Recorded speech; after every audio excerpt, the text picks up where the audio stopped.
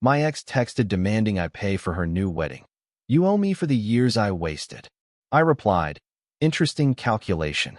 Then I sent her an itemized bill for all the debts she racked up on my credit cards during our wasted years. Her new fiancé saw the bill and was now calling her for answers. I, 32 was sitting in my home office, reviewing quarterly reports when my phone buzzed with a text from a number I hadn't seen in 2 years. The moment I saw her name pop up, my stomach dropped. My ex-girlfriend of 4 years, who had vanished from my life after draining my savings and maxing out my credit cards, was back. Her message was brief. She informed me that she was getting married in 3 months and expected me to contribute to her wedding expenses. According to her twisted logic, I owed her compensation for the years she had wasted on our relationship. She calculated that our 4 years together, plus the emotional trauma of our breakup, entitled her to at least $15,000 toward her dream wedding. I stared at the screen, feeling that familiar mix of rage and disbelief that always accompanied memories of her. The audacity was breathtaking, even by her standards. After everything she had put me through, after the financial devastation she had left in her wake, she had the nerve to demand money from me for her new marriage. My mind immediately went back to those final months of our relationship. I remembered coming home to find shopping bags scattered across our apartment, filled with designer clothes, expensive makeup, and luxury items I definitely hadn't approved. When I questioned her about these purchases, she would get defensive, claiming she deserved nice things and that I was being controlling about money. The credit card statements had been a nightmare. She had somehow gotten access to my cards and had been using them for months without my knowledge. By the time I discovered the extent of the damage, she had racked up over $30,000 in debt across multiple cards. When I confronted her about it, she broke down crying, promising she would get a job and help pay everything back. That promise, like most of her promises, had been worthless. Instead of getting a job, she had simply become more secretive about her spending. She started working late more often, claiming her boss was giving her extra projects. I later discovered she had been seeing someone else during those late nights, someone who apparently had deeper pockets than I did. The breakup had been brutal. She had packed her things while I was at work and left a note explaining that she needed someone who could provide for her lifestyle. She claimed our relationship had become too stressful because I was always worried about money.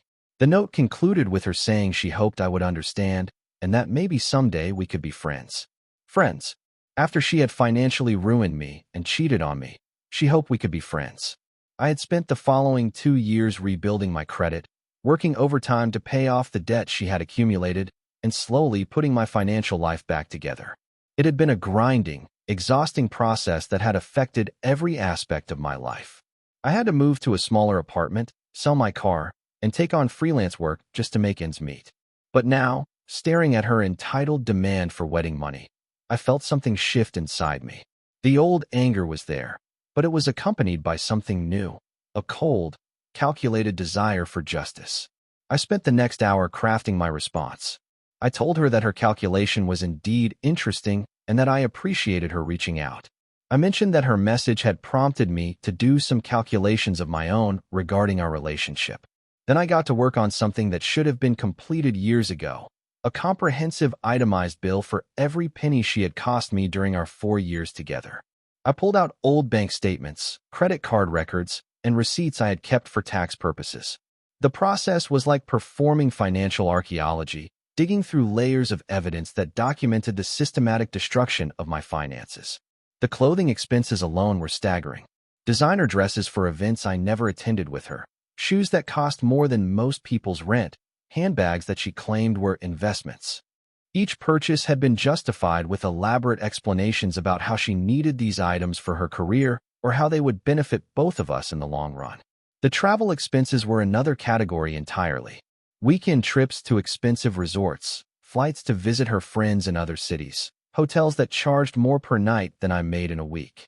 She had always presented these as romantic getaways or necessary social obligations. But looking back, I realized most of them had been opportunities for her to live a lifestyle she couldn't afford. The restaurant bills told their own story. Expensive dinners at trendy establishments where she would order the most costly items on the menu and multiple bottles of wine. She had a talent for convincing me that these meals were celebrations of our relationship or important networking opportunities for her career. But the most painful category to document was the loans. Money I had given her for various emergencies that never seemed to get resolved. Her car repairs that turned into car upgrades. Her medical bills that somehow multiplied into spa treatments. Her family emergencies that required immediate cash transfers. Every excuse had been accompanied by tears, promises, and elaborate explanations about how she would pay me back once her situation improved. Her situation never improved, but her spending certainly escalated. As I compiled the list, I began to see patterns I had been too blind to notice during our relationship. The timing of her most expensive purchases always coincided with periods when I had received bonuses or raises at work. She had somehow always known exactly when I had extra money available, and she had always had urgent needs that required immediate financial attention. The final tally was devastating. $37,486. That was the documented cost of our wasted years, not including the interest charges, late fees, and credit score damage that had continued to affect me long after she left. I formatted everything into a professional-looking invoice, complete with dates, descriptions, and amounts. Each line item told a story of manipulation and financial abuse that I had been too emotionally invested to recognize at the time. Under services rendered, I listed items like emotional support during your affair, financial backing for lifestyle beyond your means, and credit score sacrifice for your shopping addiction. The memo field at the bottom contained a simple message: payment terms, immediate. As you mentioned, you wasted valuable years that could have been spent with someone who wouldn't have financially ruined me. I agree that compensation is owed, though I believe we disagree on who owes whom. I attached the itemized bill to my response and hit send before I could second-guess myself. Her reply came within minutes. She called me petty, accused me of trying to ruin her happiness, and claimed that none of those expenses were legitimate debts since we had been in a relationship. According to her logic, everything she had spent during our time together was just part of being a couple. I didn't respond to her defensive messages. Instead, I waited. Update 1. The waiting paid off sooner than I expected. 3 days after I sent the itemized bill, my phone rang with a number I didn't recognize. When I answered, a man's voice asked if he was speaking to me and if I had recently been in contact with his fiancé.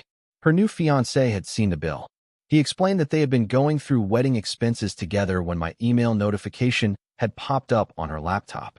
Being the helpful partner he was, he had opened it thinking it might be a vendor quote or wedding-related expense she was handling. Instead, he had found my detailed accounting of her financial behavior during our relationship. He asked me if the amounts listed were accurate, and I confirmed that everything was documented and verifiable. I could hear the strain in his voice as he processed this information. He told me that she had painted our relationship very differently. According to her version, I had been financially irresponsible and had blamed her for debts I had accumulated myself. She had claimed that I was bitter about our breakup and couldn't handle seeing her happy with someone else. But the itemized bill told a different story, and he was having trouble reconciling the two narratives. He asked me about specific purchases, and I was able to provide context for each one.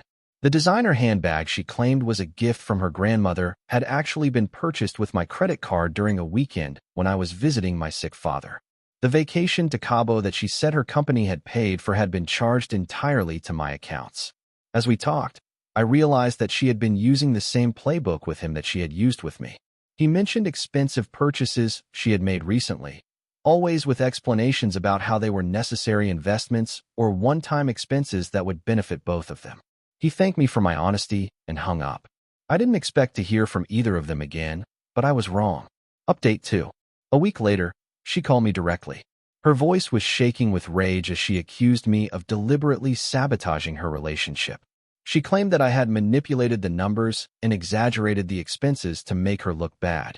She demanded that I call her fiancé and tell him that the bill was a joke, that I had made everything up out of spite. When I refused, she broke down crying, claiming that he was threatening to call off the wedding unless she could explain the discrepancies between her stories and my documentation. She begged me to consider what this would do to her life, how devastating it would be if her engagement ended. She promised that if I helped her smooth things over with her fiancé, she would finally start paying me back for the legitimate expenses from our relationship. I listened to her pleas with the same detached interest I might show to a telemarketer's pitch. Her desperation was evident, but it only reinforced how little she understood about the consequences of her actions. I told her that I had simply provided factual information when asked, and that her relationship problems were not my responsibility to solve. If she wanted to repair things with her fiancé, she needed to have an honest conversation with him about her financial habits and take responsibility for the debt she had accumulated. She hung up on me, but the calls didn't stop there. Her mother contacted me the next day, asking me to reconsider my position for the sake of her daughter's happiness. She explained that the wedding had been planned for months and that calling it off would be financially devastating for their family. I found it ironic that her mother was suddenly concerned about financial devastation. I politely explained to her mother that I hadn't initiated this contact and that I had simply responded to her daughter's demand for money with factual information about our shared financial history. If they were concerned about the financial implications of the wedding being canceled, perhaps they should have been more concerned about her spending habits years ago. Update 3. 2 weeks after the initial text exchange, I received a call from her fiancé again. This time, his tone was different, more resigned than angry. He told me that they had spent the past 2 weeks going through their shared finances, and he had discovered patterns that mirrored what I had documented from our relationship. Expensive purchases made without consultation, credit card bills that didn't match her explanations, and a series of small loans from friends and family that she had never mentioned to him. He had confronted her about these discoveries, and she had initially denied everything, claiming that I had somehow influenced his perception. But when he presented her with bank statements and receipts, she had finally admitted to having a spending problem. She had begged him to go through with the wedding, promising that marriage would motivate her to change her financial habits. She claimed that having the security of a committed relationship would eliminate her need to spend money on things that made her feel better about herself. But he had heard similar promises before, during earlier conversations about their budget and spending. Each time, the promises had been followed by more expensive purchases and more elaborate justifications. He thanked me again for providing the context that had helped him understand what he was really signing up for. He mentioned that calling off the wedding was devastating, but that seeing the documented pattern of her behavior had made him realize he couldn't build a stable future with someone who had such a problematic relationship with money and honesty. The wedding was canceled 3 days before the ceremony. I heard about it through mutual friends who were surprised by the sudden change but didn't know the full story. Her final text to me was short and bitter. She blamed me for ruining her life and claimed that my vindictiveness had cost her the love of her life. She said she hoped I was satisfied with destroying her happiness just because I couldn't handle being dumped. I didn't respond to that message either. Instead, I sat in my home office, looking at the same quarterly reports I had been reviewing when this all started, and I realized something important. I was finally free from her influence on my life. For 4 years, she had made me feel like I was never good enough, never generous enough, never successful enough to deserve her attention. Even after our breakup, I had carried a sense of inadequacy, wondering if maybe I had been too controlling about money or too focused on practical concerns instead of romance. But seeing her attempt the same manipulation with someone else, and watching him reach the same conclusions I had eventually reached, validated my experience in a way that years of therapy and self-reflection hadn't quite achieved. The itemized bill I had created wasn't just a financial document. It was proof that my perceptions had been accurate, that the problems in our relationship hadn't been imaginary or exaggerated. 6 months later, I learned through the same mutual friends that she had moved back in with her parents and was working at a retail job while trying to pay off various debts. Her ex-fiancé had apparently been more thorough than I had been about protecting his credit, and she hadn't been able to accumulate the same level of debt with him that she had with me. I felt no satisfaction in hearing about her struggles, but I also felt no sympathy.